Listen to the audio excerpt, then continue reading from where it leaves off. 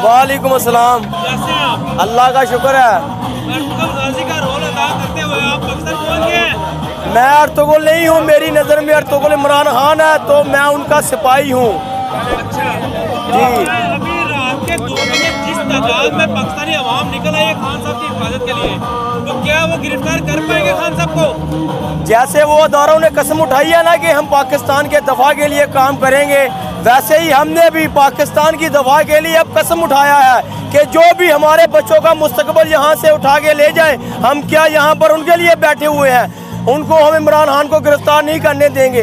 वो लोग पहले उनके कारकुनों को गिरफ्तार करें, क्योंकि जमान पार्क में हम क्यों आए हैं, यहाँ पर हमारे बच्चों का मुस्तकबिल है। तो इंशाल्लाह हम यहाँ पर 22 दिन से बैठे हुए हैं, हमें रोज़ यही इतला मिलती है कि अभी इमरान खान को गिरफ्तार करेंगे, अभी करेंगे।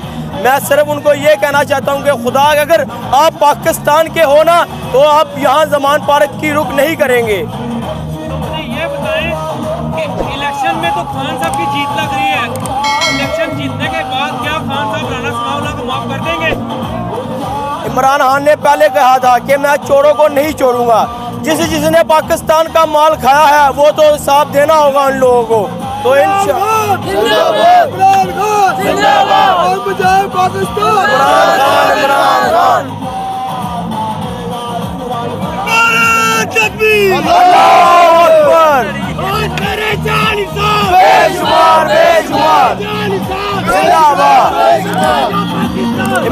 खान, इमरान खान। आप कब तक यहाँ बैठे रहेंगे?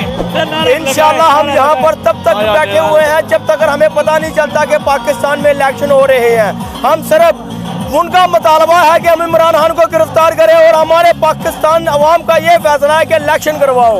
इलेक्शन करवाएंगे तब ये जो करेंगे कर लें। पाकिस्तान जिंदाबाद, पाकिस्तान जिंदाबाद।